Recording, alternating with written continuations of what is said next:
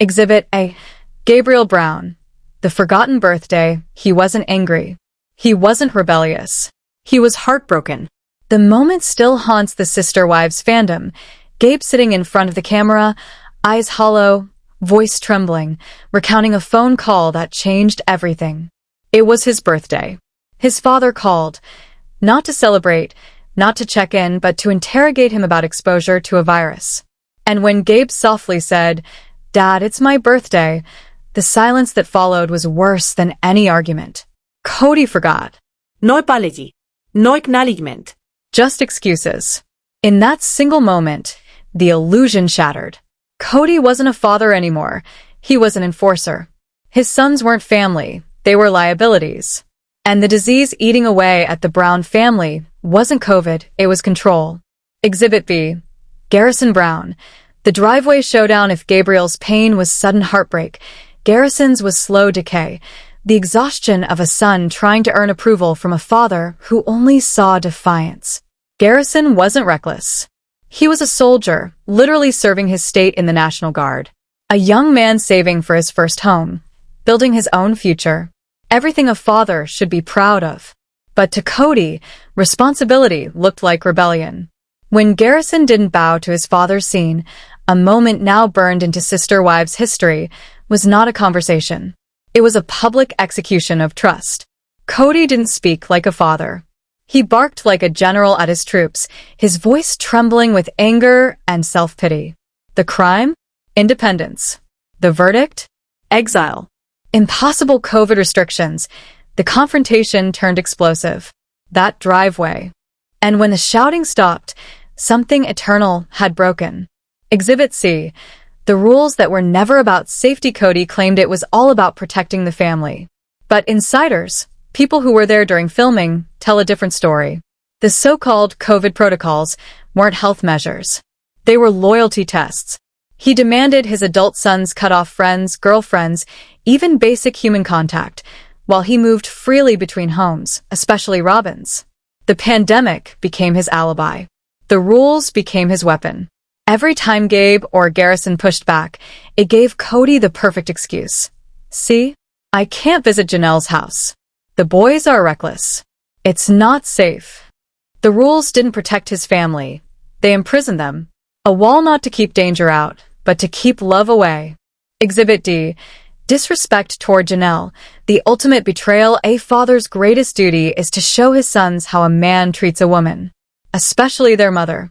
But Cody twisted that too. In front of his sons, he belittled Janelle. He shouted, accused her of turning the boys against him, and painted himself as the victim. The words lazy, disrespectful, ungrateful flew like daggers. And then, the line that broke it all. "It's not my fault you won't have a relationship with your sister wife and her kids." In that single moment, Cody didn't just disrespect Janelle.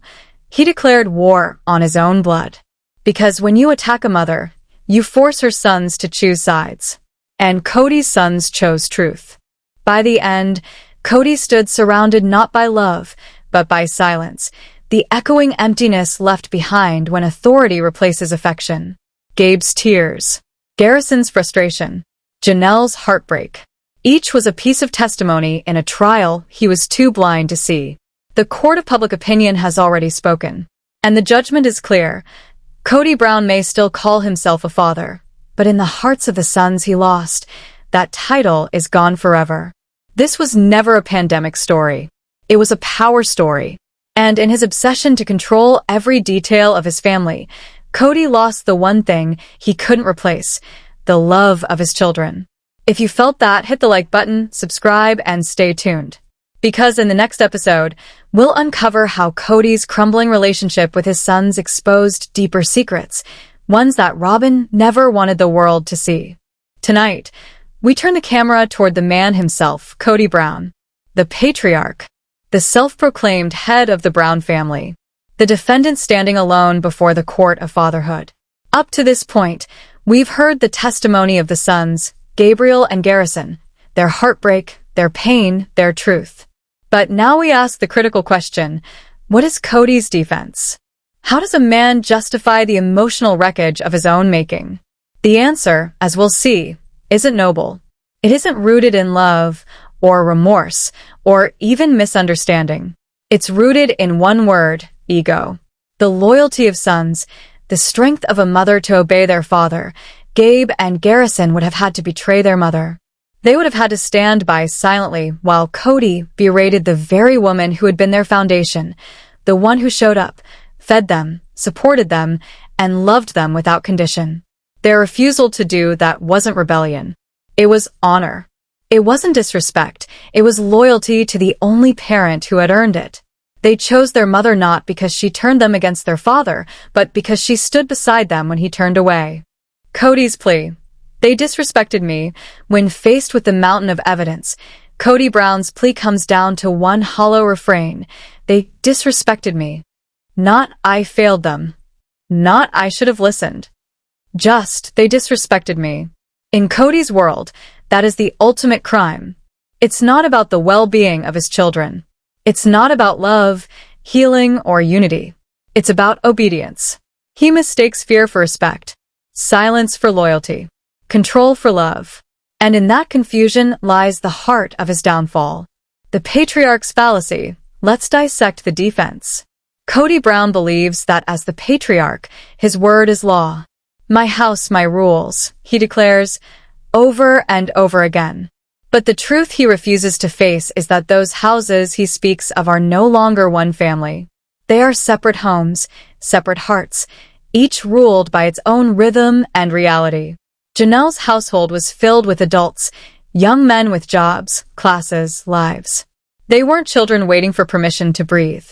Yet Cody treated them as soldiers disobeying their commander. His pandemic rules weren't about safety, they were about submission.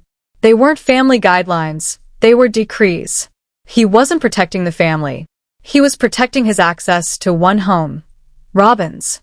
The king, not the father. Cody's reaction to the distance between himself and his sons wasn't sorrow, it was rage. He didn't mourn the loss of connection. He resented the loss of control. His words give him away. They've challenged my authority.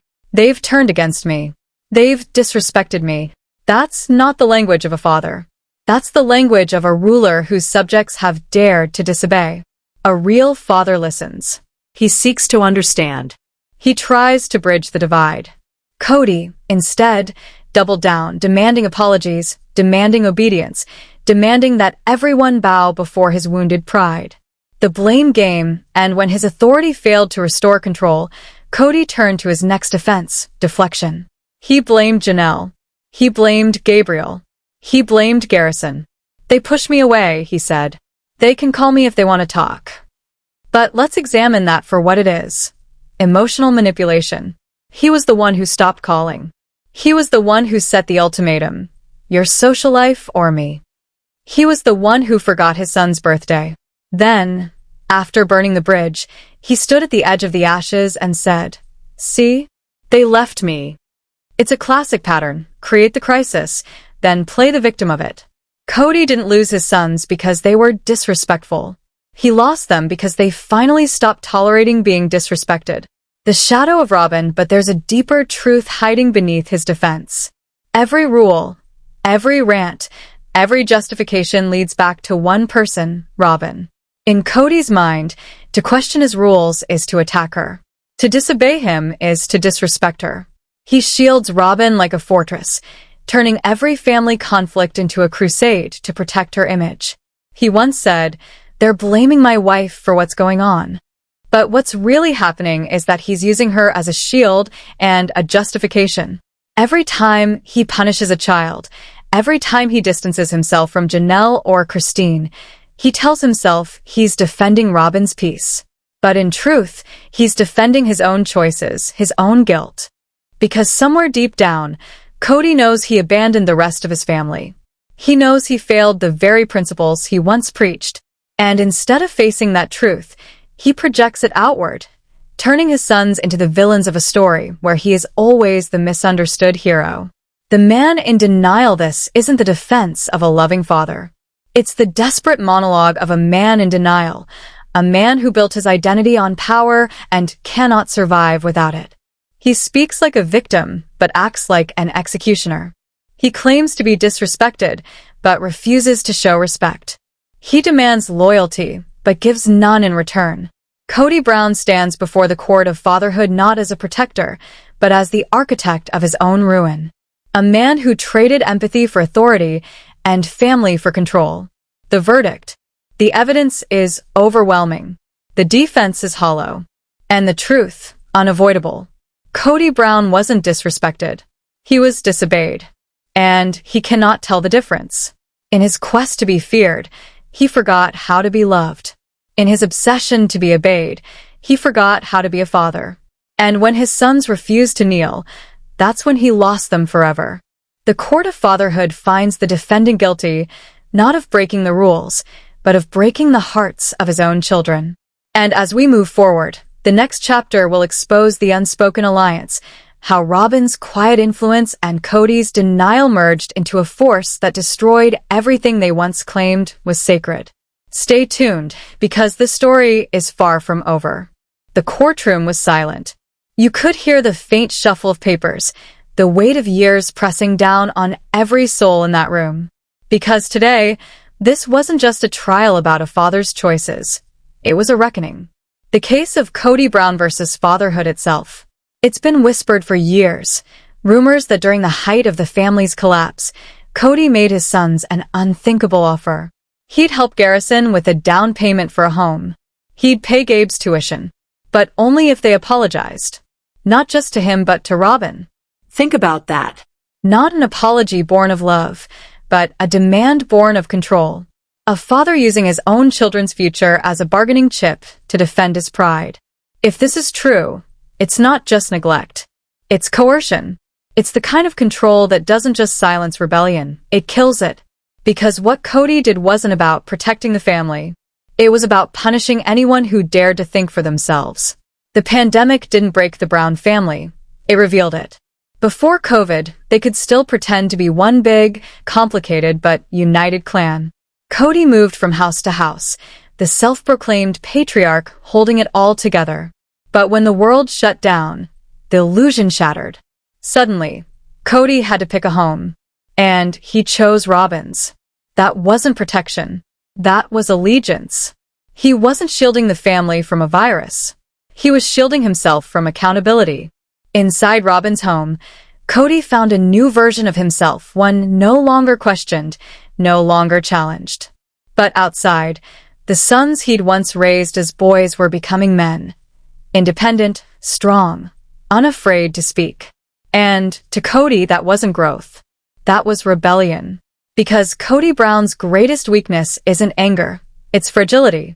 The kind of fragile ego that can't stand the idea of his children thinking for themselves. When Garrison decided to work and save for his own house, Cody called it defiance. When Gabe questioned the logic behind the endless rules, Cody called it disrespect. He didn't see young men trying to build their lives. He saw enemies challenging his throne. That's not fatherhood. That's monarchy.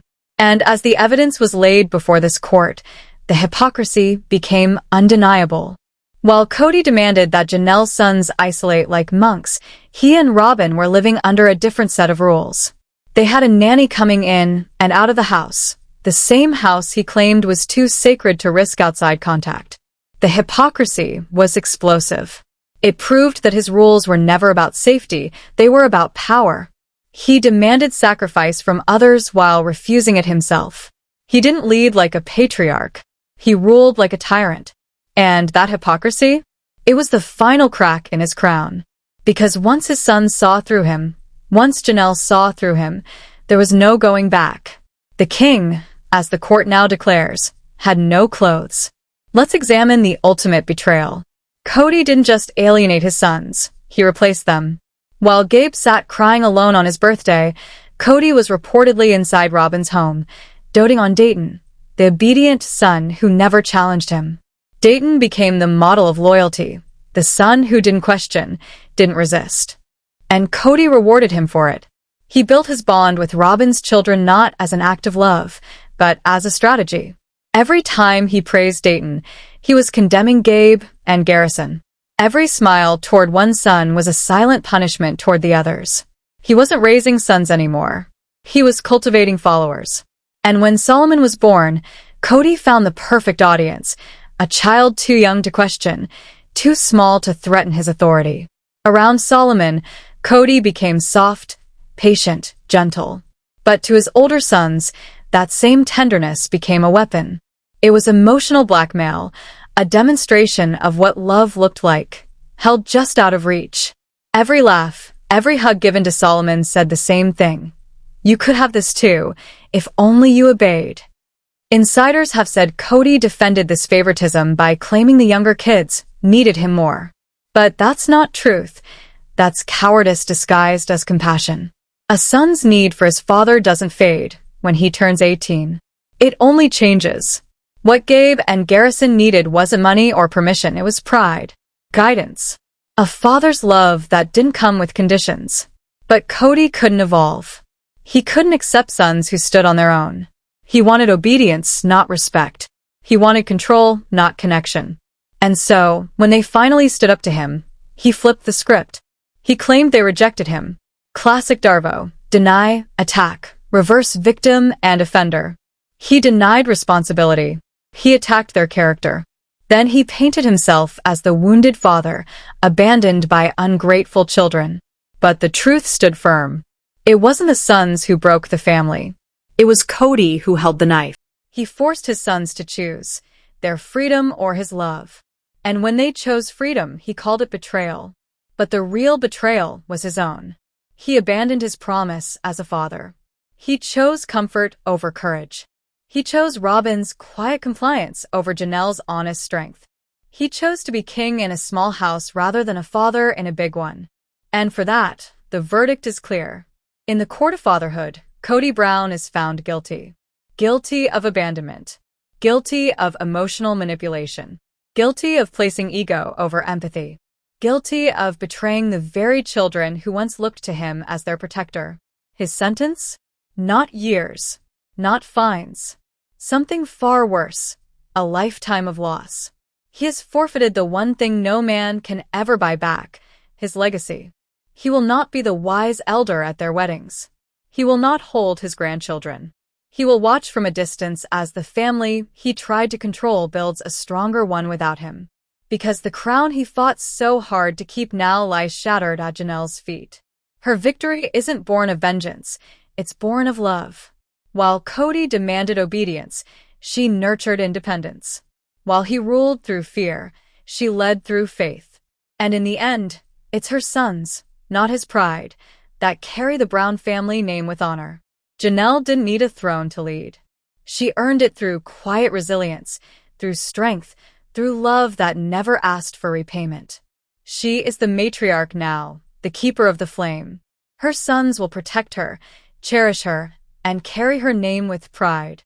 As for Cody, his kingdom is ashes. His family is gone. His legacy lost. And the saddest truth of all? His sons never wanted a war. They only wanted a father.